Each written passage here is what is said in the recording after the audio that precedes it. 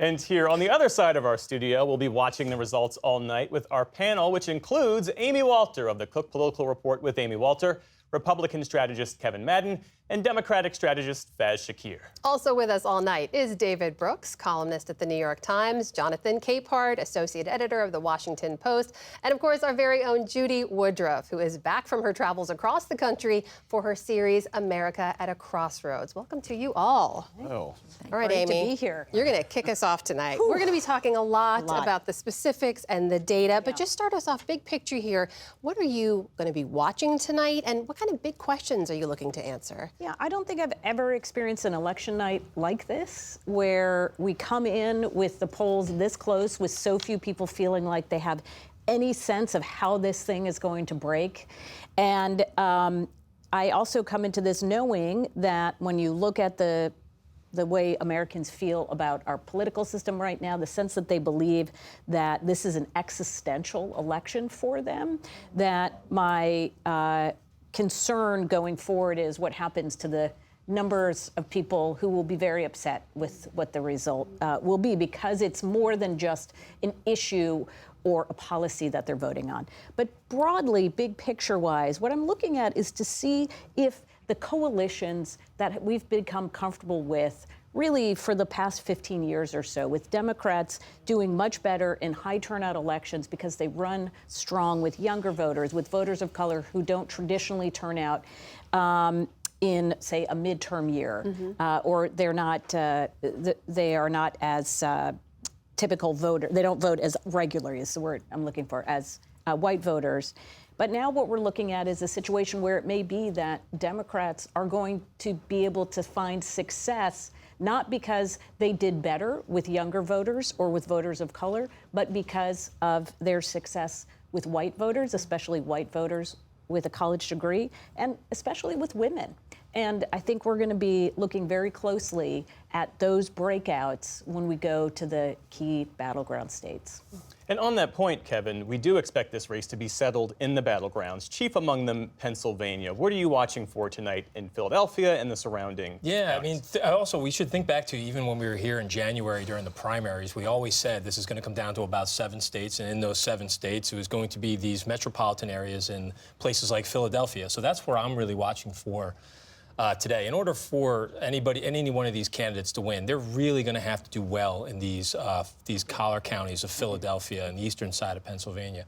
And so for Trump, the charge has always been, is he going to be able to go out and win more voters beyond the Republican base? Is he going to be able to maybe flip some suburban Democratic or some suburban Republican women who may have voted for Nikki Haley in the primaries, and would they come home for him in a general election? That's going to be the big test. So as we watch some of these numbers come out of Philadelphia, around the exurbs, up towards the Lehigh Valley, those are going to be some of the counties that I'm looking for to see where the splits are and where the margins are, to see whether or not Trump was able to outperform where he was in 2020.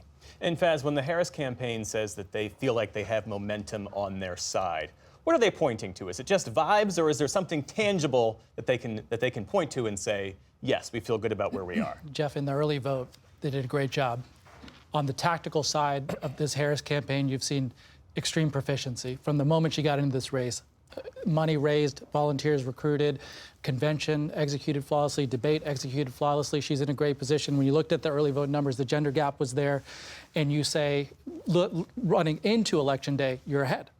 And obviously they need to maintain it, so hopefully they're counting on a lot of young people coming out today, knock on wood, in places like Detroit and Philadelphia and Dane County and Madison. Hopefully there's a huge youth turnout. I also think, though, they've run this very cautious and determined campaign. You know, from the beginning, they made certain assumptions, Jeff, about what the electorate was. And part of that judgment was people were ready to turn the page on Trump. They had seen enough. And they saw the Republican primaries where 15 to 20% consistently showed that they were not with Trump in the Republican ranks. And Harris campaign focused on them like a laser. That's why you had the Liz Cheney events, the Adam Kinzinger stuff, the Mark Cuban approach. So I think you could do well with college-educated people, and I hope we can continue to keep the margins with non-college people. That's one thing that I'll be watching closely tonight. So, David Brooks, we're going to be spending a lot of time together tonight. Don't worry. Happy to be here. I have snacks, not to worry. But you always do such a great job of giving us this historical context here. We're going to find out, obviously, who wins and loses these races. But what else do you think we learn about the country or where we are tonight? Yeah, I want to know tonight, what political era are we in? So between Ronald Reagan and I guess you would say Barack Obama, there was differences, obviously, between the parties, but there was some consensus. Consensus about NATO, consensus about free trade, consensus that the future of the American economy was in information age jobs, and we should be training people to get through college so they could take advantage of the jobs of the future. That was sort of the Republican and Democratic consensus. Along comes Donald Trump and says, forget that. No free trade, no NATO, no transition to a post-industrial economy. I'm going straight for the industry, or at least lip service, if not policy. And so if Trump wins again, then the what we might call pejoratively the neoliberal era from Reagan through Obama, that's over. Yeah. That's in the rearview mirror, and we've entered a new populist age with Trump large and in charge. Jonathan, Amy mentioned a few key groups that we're going to be keeping an eye on. Is there any one group, any one trend you're going to be watching more closely than others over the course of the evening? Funny you should ask. Yes. Yes, I am looking specifically at white women. A lot of the narrative leading up to this election was Vice President Harris was losing black men. And the feeling was, well, if she loses the election, it will be because of black men. And as a black man, that's kind of hard to take, especially when African-American men are such a tiny percentage of the voting population. Whereas white women are the largest voting bloc. Now, black women are the largest and most consistent voting bloc for the Democratic Party, 95, 98%.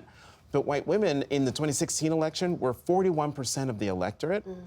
The exit polls then said that 52, 53% voted for Trump, but a Pew Research analysis in 2018 came back and really looked and said it was 47%. But he won the plurality of the white women vote. If Vice President Harris is to get over the line, she needs to have white women do what black women have been doing since Trump was elected, and that is saving democracy. I did an event with Nicole Hannah-Jones and Heather Cox Richardson two weeks ago and asked her this question. And ultimately, she said to the white women in the audience, call your people. Because we've done enough, and now if we are all going to save the democracy, you have to do your part. And she also has an essay in the New York Times, but that is what I'm watching for, and that's why I'm watching for it, because if anything, the Dobbs decision has been a motivating factor for women across the board and the people and men who love them. But we have seen, at least I have seen, white women galvanized in a way I've not seen, and I'm hoping that it will mean a good night for the democracy. And Judy, you have unique insight into the issues that are really driving voters, animating the electorate as a consequence of your reporting, your Crossroads reporting, where you've crisscrossed the nation. What are your early impressions this evening?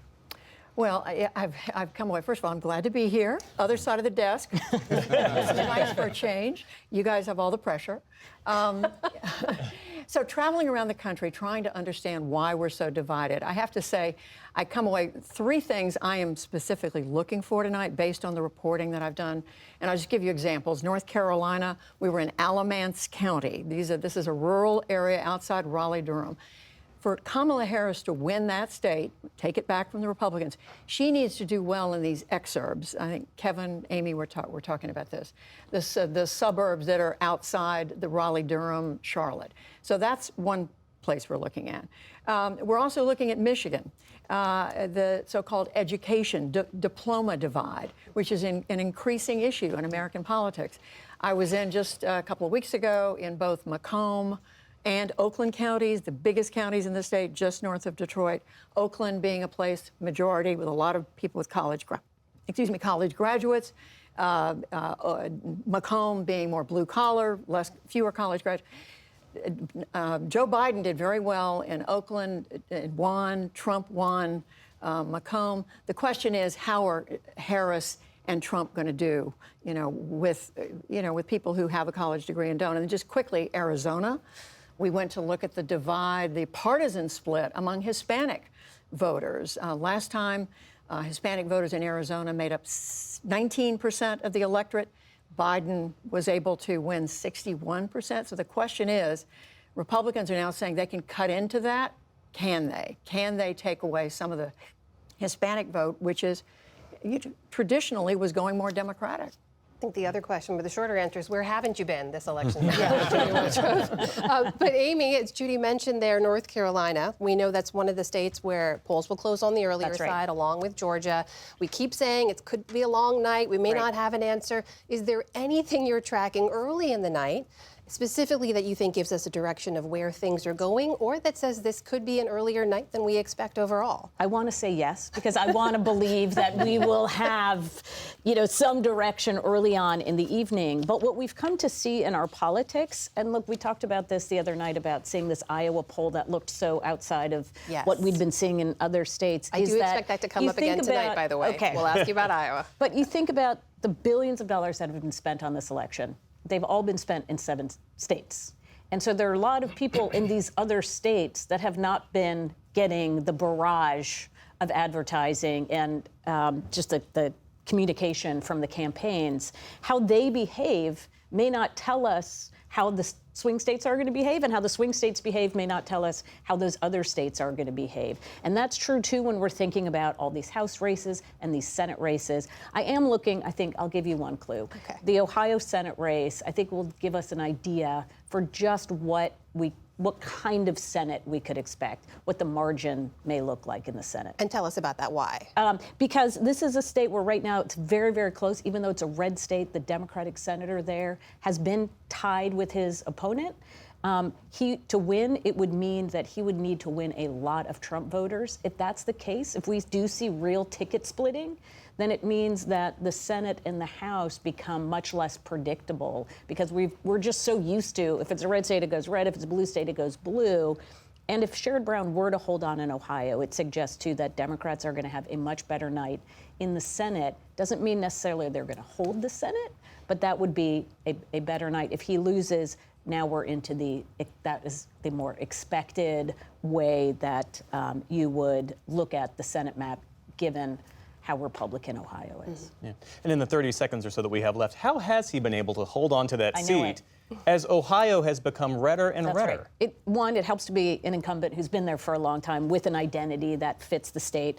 But the other is that they have just, quite frankly, outspent and been able to define their Republican opponent in a way that is helpful to the Senator Sherrod Brown. And really, they've been on offense almost entirely in this campaign. It's been quite something. The most expensive U.S. Senate race in history. I feel like we say that about a Senate race in Every every election year. cycle, And it but will the be Ohio every 2 one is the years. one Yeah. this time around. Yeah. All right, our thanks to our panel. Going to stay around with us. We'll be here all night.